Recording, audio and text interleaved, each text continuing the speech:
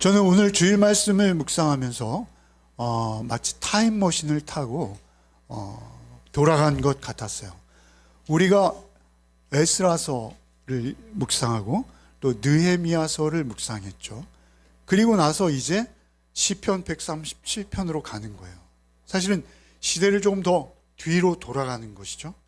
뒤로 돌아간 그 시대, 그 시점에서 그들이 느꼈을 그러한 감성, 그런 것들을 오늘 묵상하게 되는 것이죠.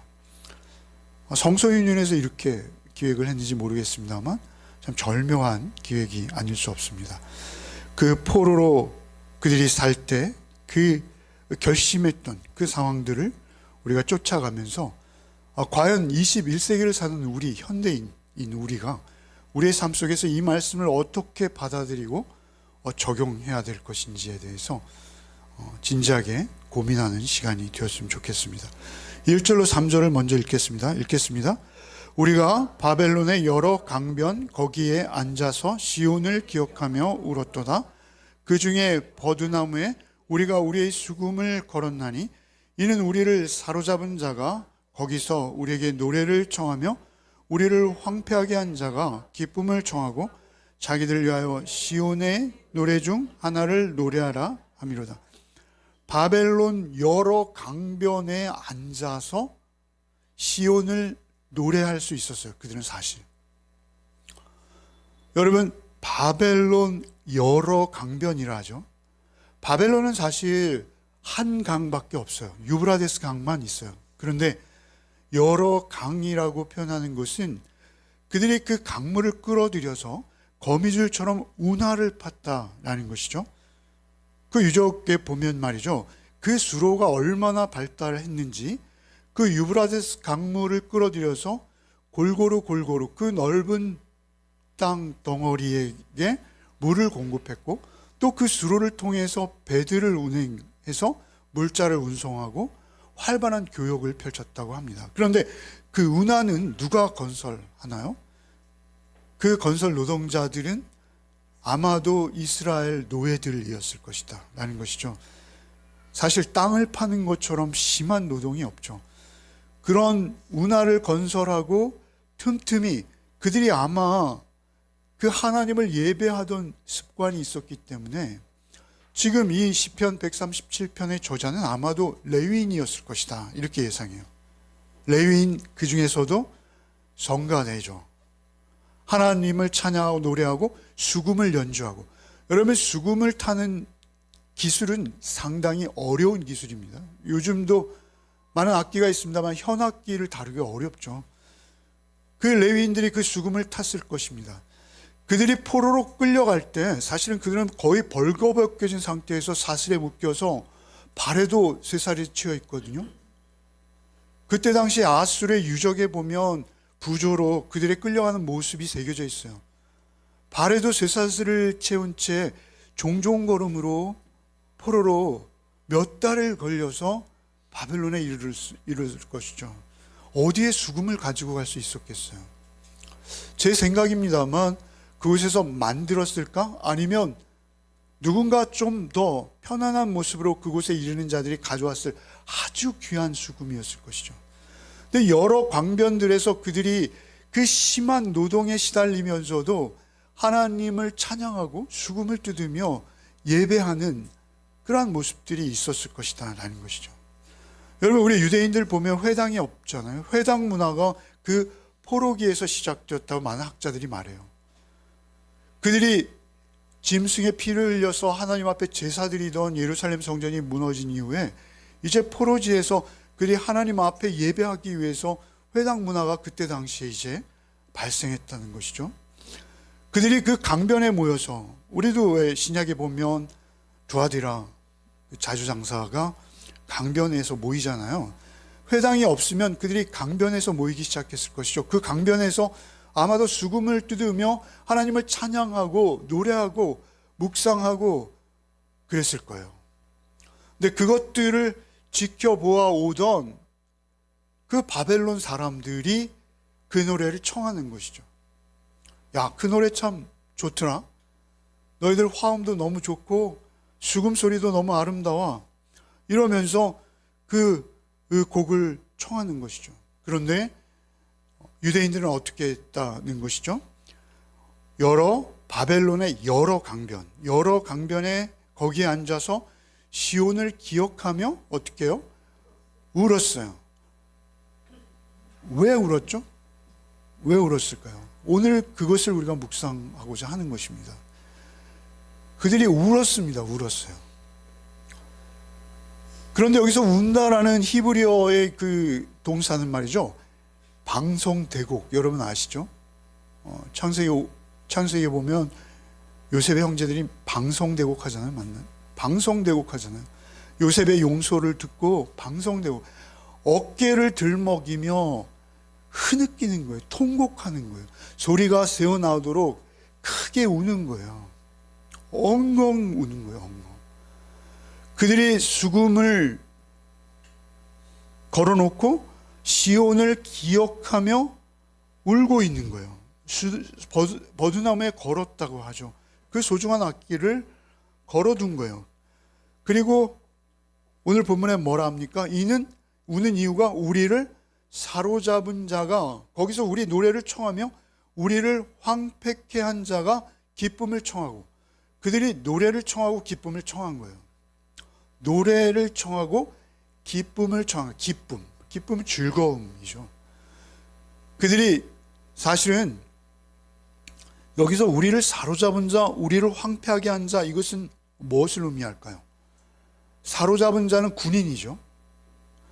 황폐케 한 자라는 것은 히브리어 의미가 압제자, 괴롭히는 자, 약탈자, 이렇게 번역하는 단어예요.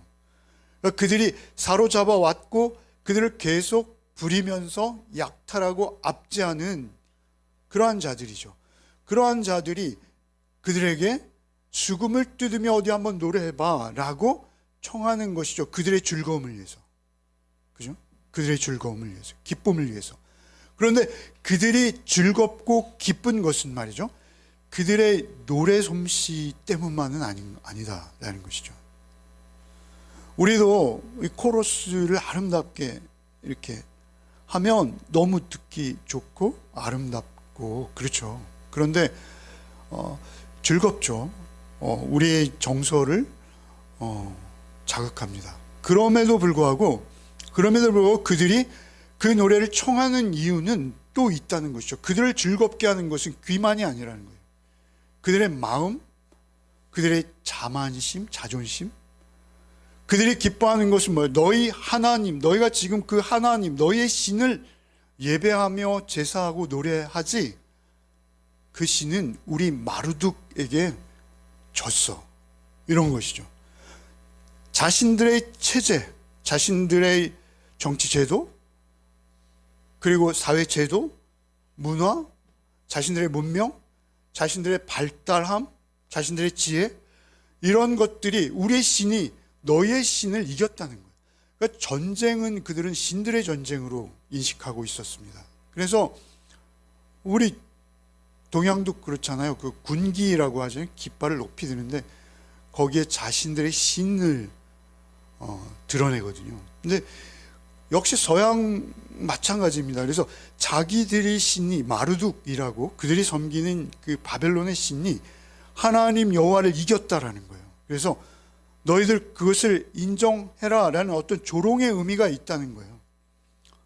사실 바벨론은 고대 문명 중에서도 드물게 대단히 발달한 문명이라고 합니다. 대형 박물관에도 많이 그 바벨론의 유물들이 있고요.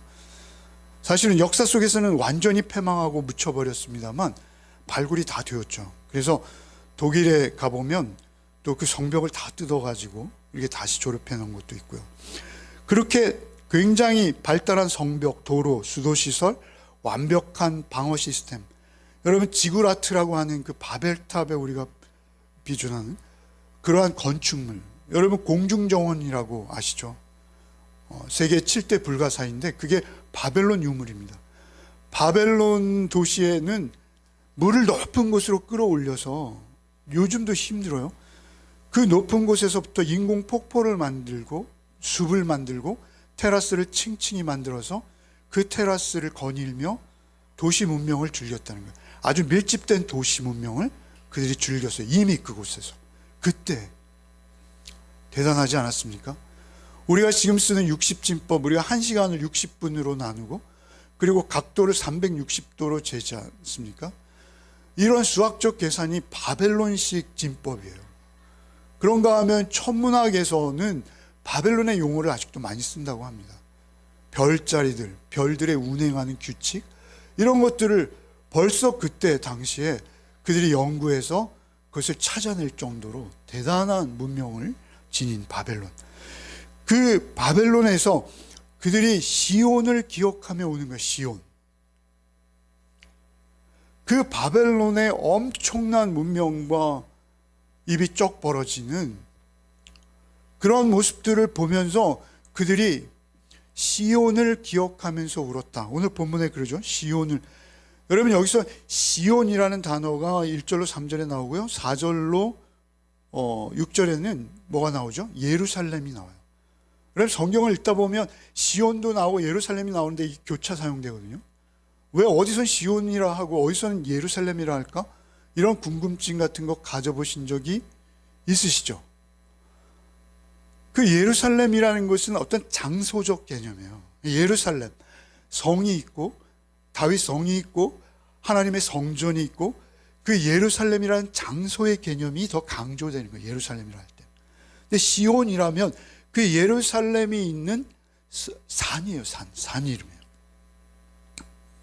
예루살렘은 살렘이라는 그 평안, 평화 이런 의미가 있는데 시온이라는 그 이름의 의미는 정확히 학자들도 밝혀낼 수 없어요. 처음부터 그냥 있었던 시온산이에요. 그런데 왜 그 시온산, 예루살렘, 어디선 예루살렘이라고 어디선 시온이라고, 우리 찬송가에도 시온산성 뭐 이런 표현들이 많이 등장하는데 약간의 뉘앙스의 차이가 있어요. 그들이 시온을 기억하며 울었다라는 것은, 시온은 여러분 읽으면서 시온이 등장하는 대목에서는 무엇이 강조되냐면 하나님의 임재가 강조돼요. 하나님의 임재. 장소, 지명이라는 개념보다는 시온이라는 개념은 무엇이냐면 하나님이 함께 하시는 곳. 하나님 거기에 계셔. 하나님은 시온 산성의 임재에 계셔. 현재적으로 거기에 함께 하시는 분이야. 라는 그러한 개념이 시온에 강한 거예요. 그래서 그들이 시온을 기억하며 울었다라는 것은 무엇이죠?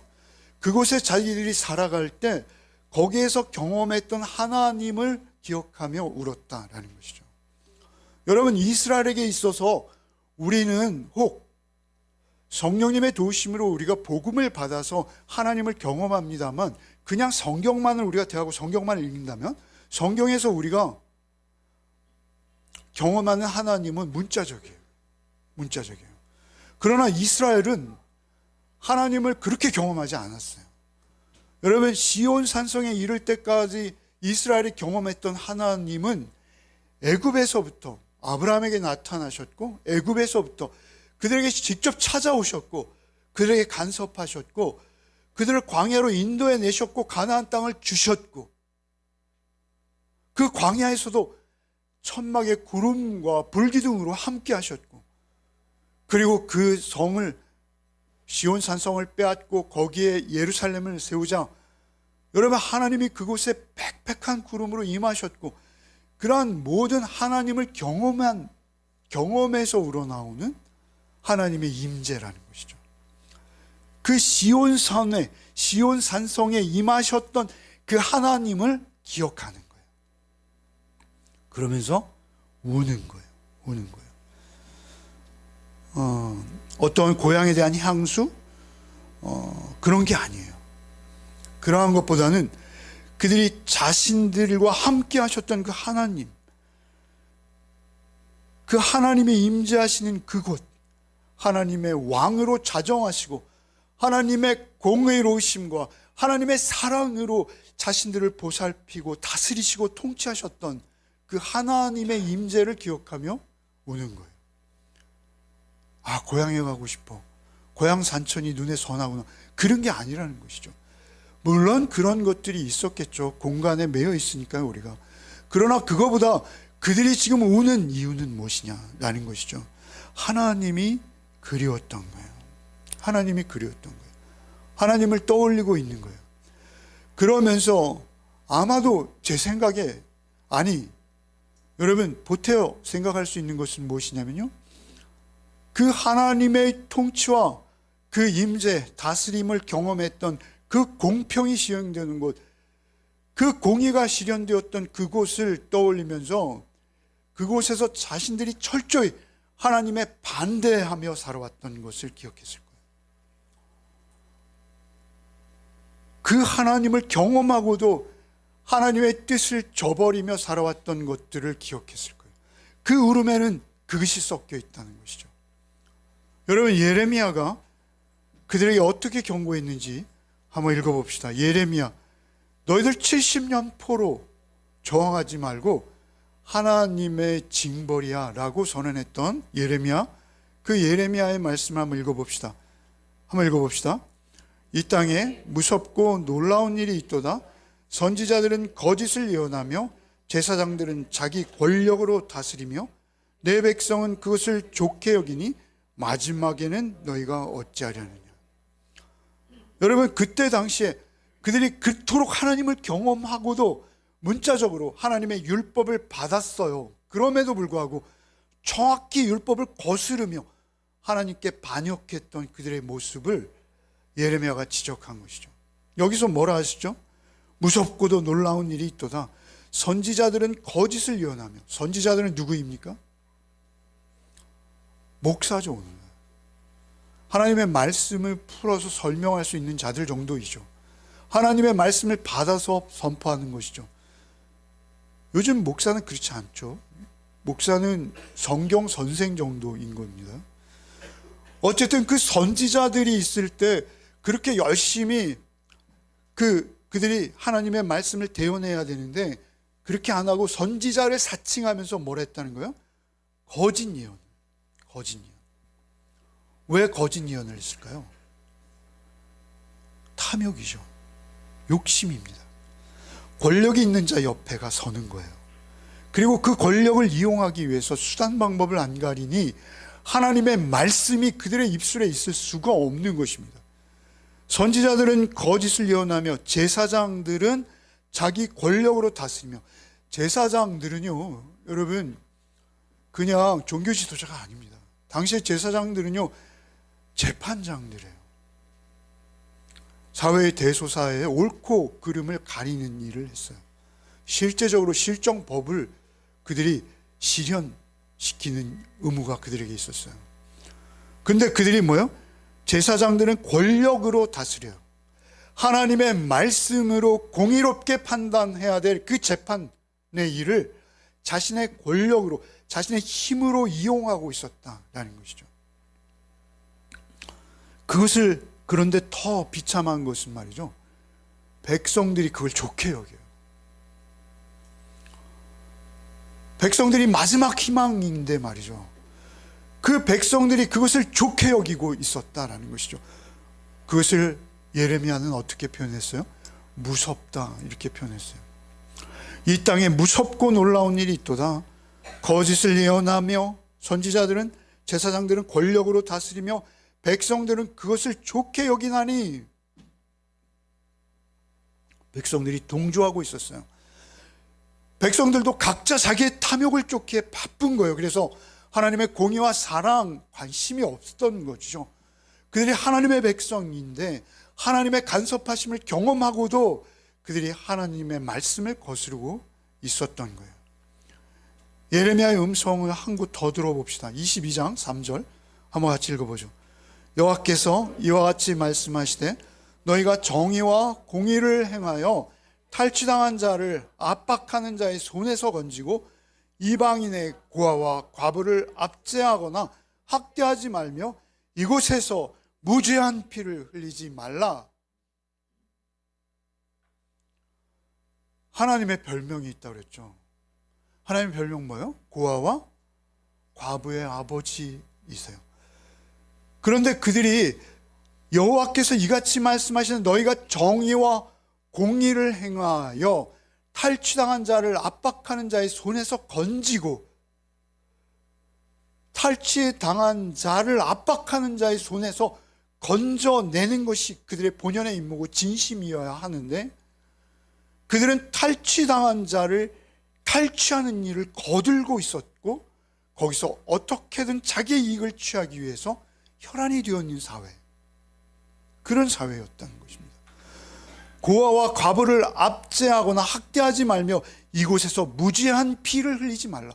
무죄한 자들이 억울하게 뇌물을 받은 재판관들에 의해서 심판되어지고, 죄도 없는데도 불구하고 그들의 이용 가치가 있으면 죄인이 되어버리는 사회, 그런 사회였다라는 것이죠. 그런 사회를 그들이 만든 거예요. 그리고 그 이유로 인해서 사실은 그들이 바벨론에 끌려온 거예요. 여러분, 그들이 그냥 예루살렘에 계속 머물렀다면 그들은 점점 더 심각한 죄악 속으로 빠져들고 있었을 것이죠.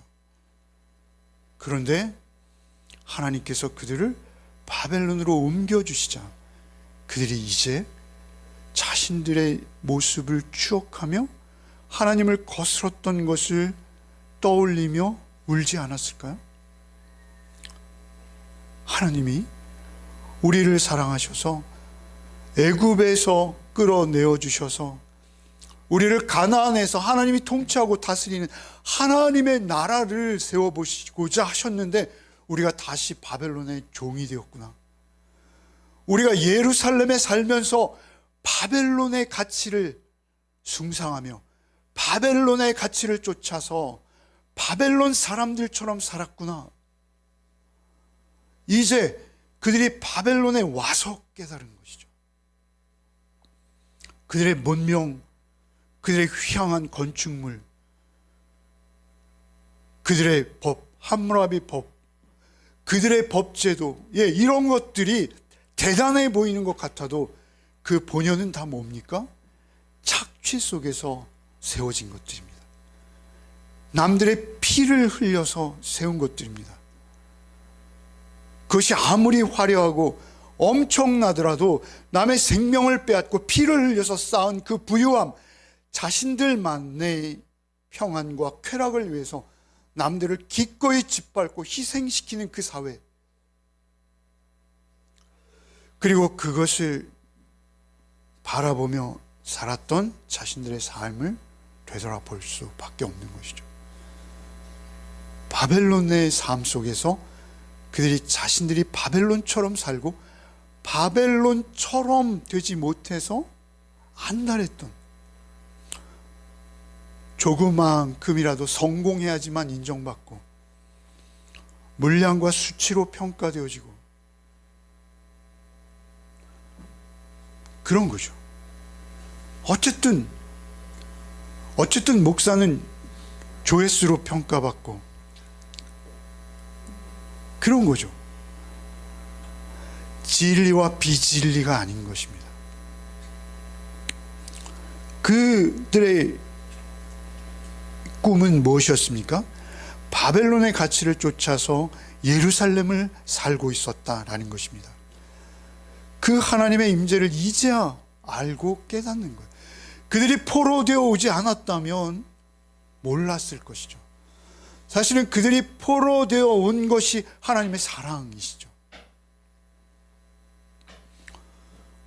하나님께서 내 백성이라 부르시던 그곳, 하나님께서 그들을 인도하셨던 그곳, 그 바벨론 강변에서 그들은 자신들의 정체성을 기억하고 이제 자신들이 영적 고아가 되었다라는 것을 깨닫고 슬피 울고 있는 것이죠. 마치 돼지 주엄 열매를 먹는 둘째 아들의 마음이 조금은 그렇지 않을까요? 자기 아버지의 성품을 기억했을 거예요.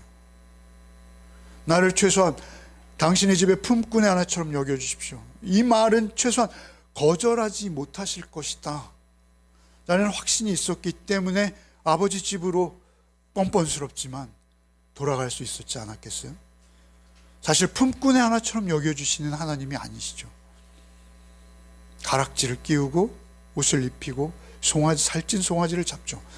중요한 것은 그게 아니라 중요한 것은 아버지의 성품을 기억한 거예요. 아버지 집의 물질적인 풍요보다는 아버지를 기억했기 때문에 그 은혜의 자리를 기억하고 돌아갈 수 있었다라는 것이죠. 예루살렘은 어떤 곳이었습니까? 그들이 어쨌든 하나님께서 받았던 하나님의 모습은 어떤 모습이었습니까?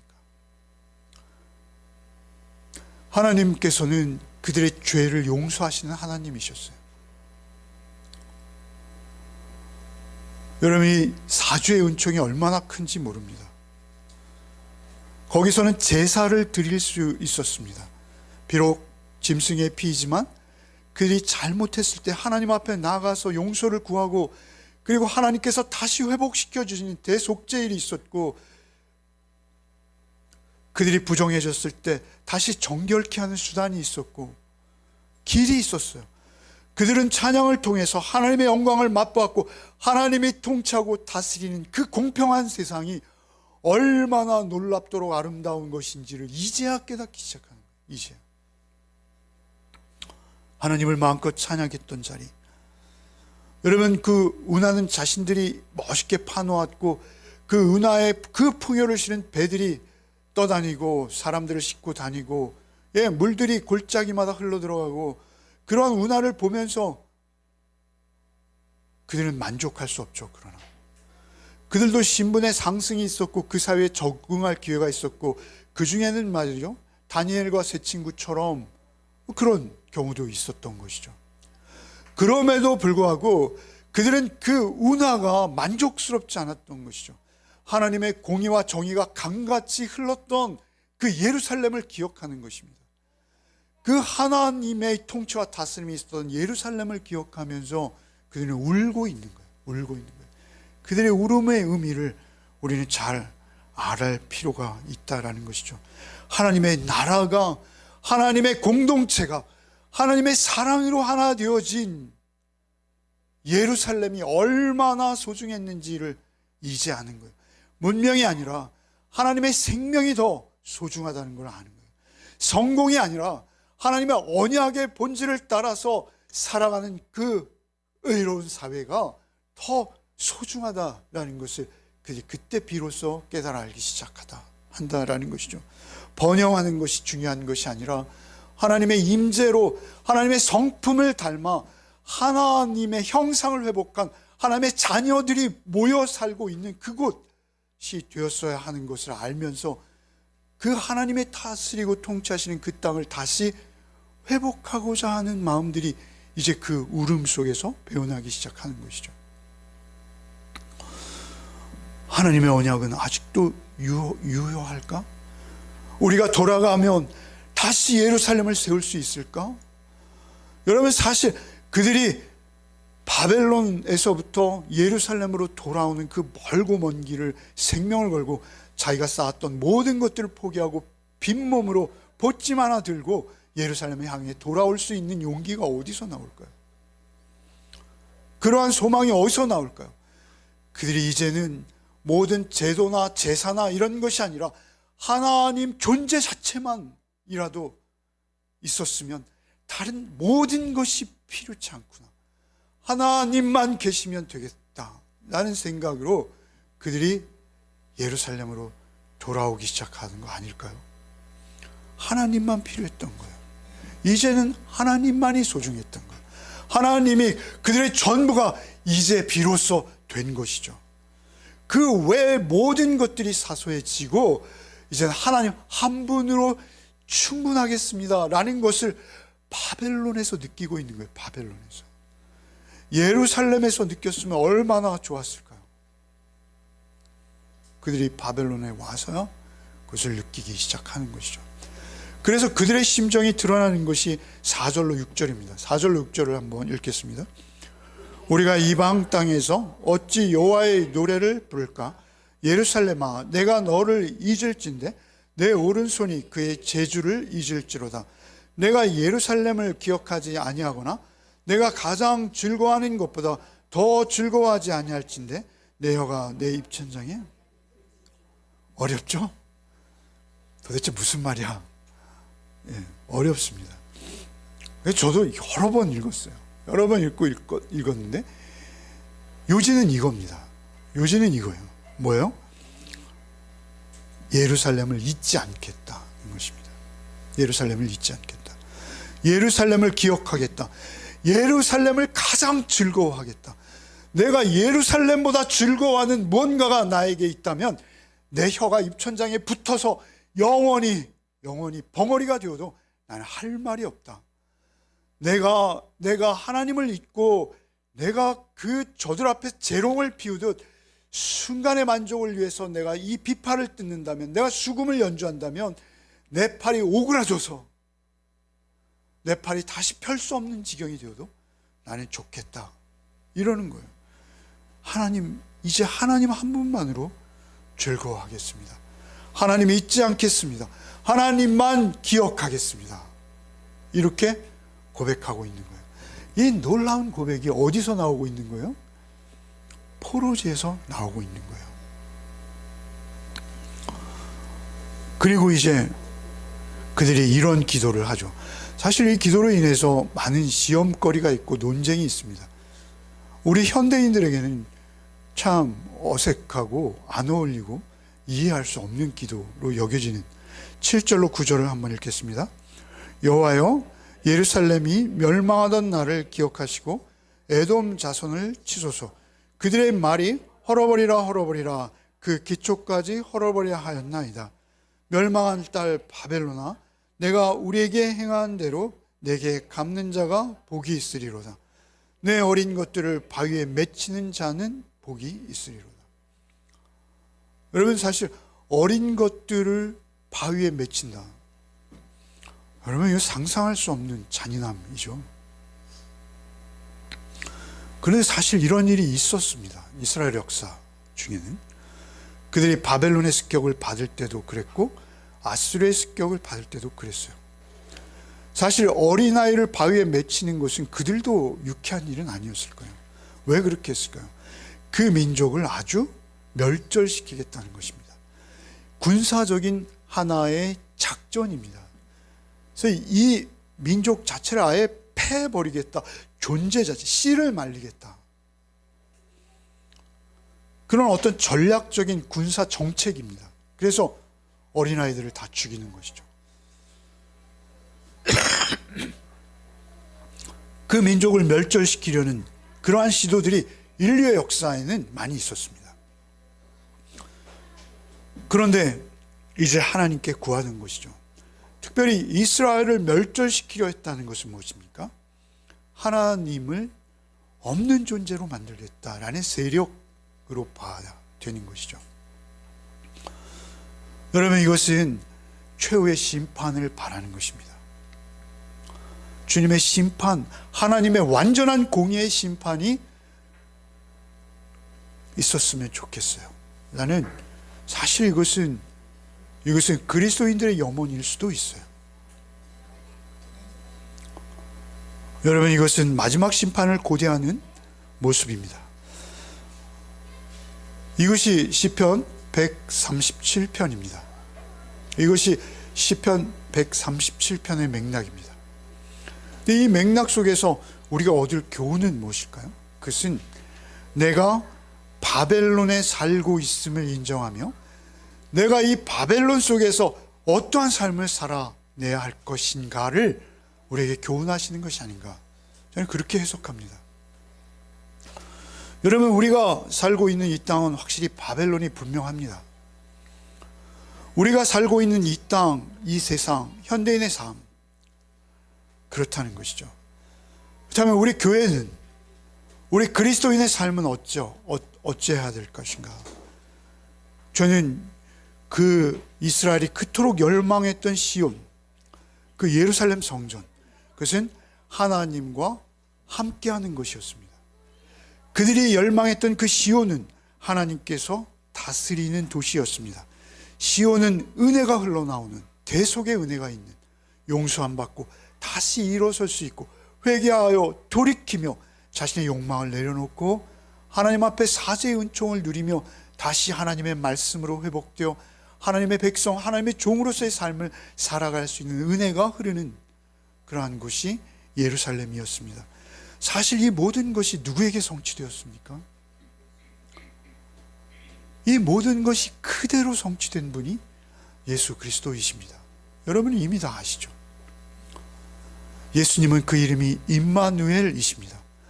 하나님의 임재가 예수님의 이름이십니다. 예수님이 곧 시온입니다. 예수님이 시온이세요. 예수님은 하나님의 임재와 하나님의 형상이십니다. 하나님을 직접 뵙는 것 같은 거예요. 예수님에게서 우리의 구속과 구원이 흘러나옵니다. 예수님 자신이 성전이십니다. 이제 시온은 장소가 아니라 살아계신 예수 그리스도의 성령이요, 그분의 인격이요, 우리 안에 거주하시는 예수님 자신이십니다. 그것을 우리는 이미 알고 있죠. 여러분, 예수님께서 그렇게 말씀하셨어요. 요한복음 2장 21절을 한번 읽어봅시다. 그러나 예수는 성전된 자기 육체를 이렇게 말씀하십니다. 시온산, 그 성전산은 허물어졌습니다. 예루살렘 성은 허물어졌습니다. 거기에 오히려 이슬람의 돔이 빛나게 서 있습니다. 여러분, 지금 우리에게 성전은 누구이십니까? 예수 그리스도 한 분이십니다. 예수님이 우리 안에 찾아오셔서 우리를 성전되게 하시는 것입니다. 예수님이 성전이십니다.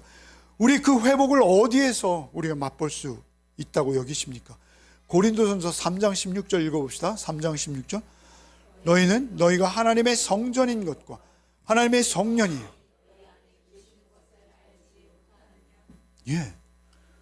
그 시온의 은혜가 우리 안에 찾아오셔서 머무시며 하루에도 몇 번씩 그 은혜의 강을 우리에게 흘려 보내십니다. 그 은혜의 보혈로 우리를 씻어내시는 은혜의 강줄기가 우리 안에 늘 흐르고 있는 것입니다. 뿐만 아니라 하나님의 온전한 공의로우심의 통치, 그 대속의 은혜가 우리에게 끊임없이 흐를 뿐만 아니라 그 주님의 인격이 우리 안에 부어지고 있는 것입니다. 여러분, 현대인의 삶을 어떻게 요약할 수 있을까요? 현대인의 삶은 자신의 유익입니다. 자기의 성공입니다.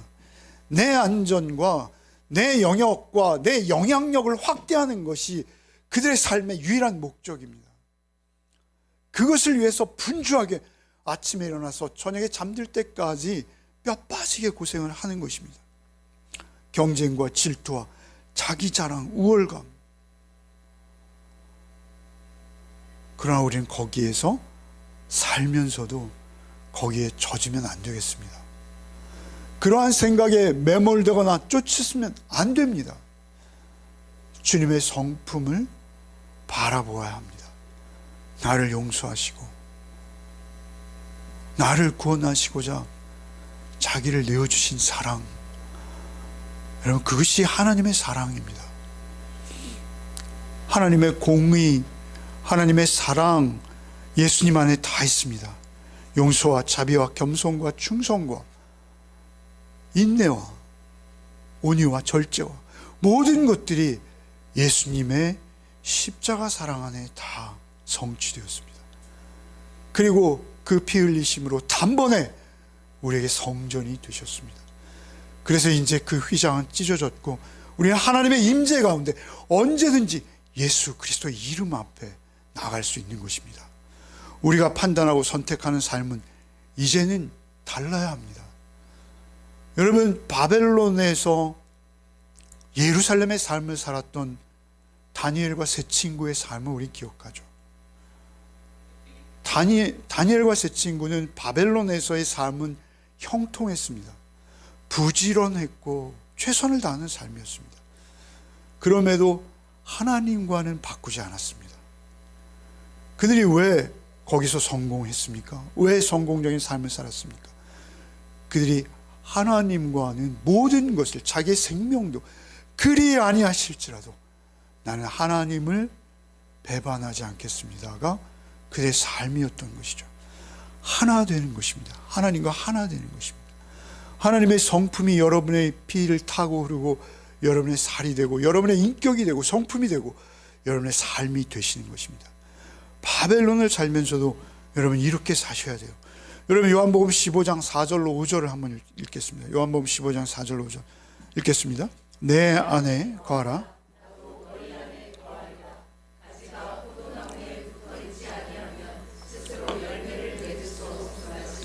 너희도 내 안에 있지 아니하면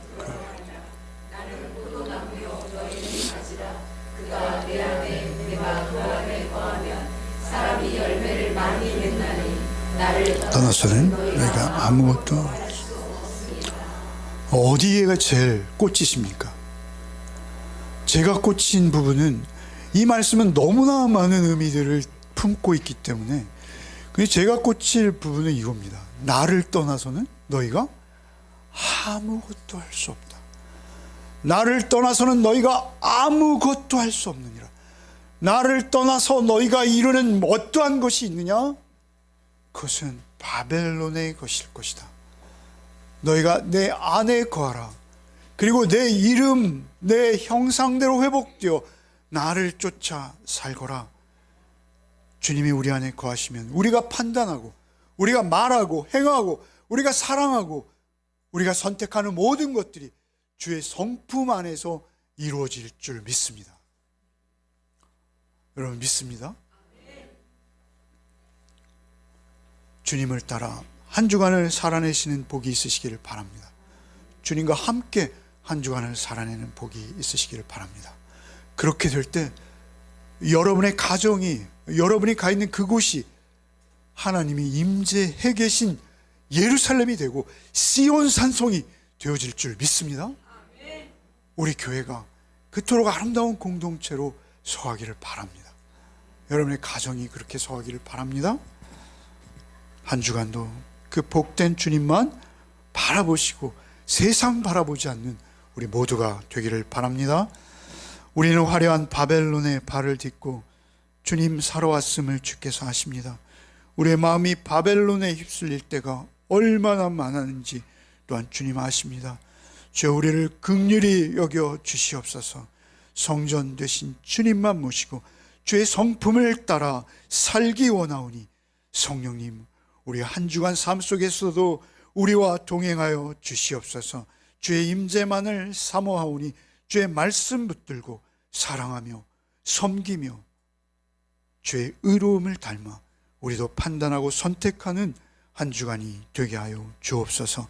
주님 안에서 주의 임재를 경험하며 누리는, 그래서 주께서 허락하신 성령의 열매들, 사랑과 희락, 기쁨과 주 안에서의 화평함과 오래 참음과 긍휼과 선한 마음, 그 온유한 마음, 한 주간 주님의 동행하심으로 우리 안에 열매 맺는 한 주가 되게 하여 주시옵소서. 예수 그리스도 이름 받들어 기도하옵나이다. 아멘.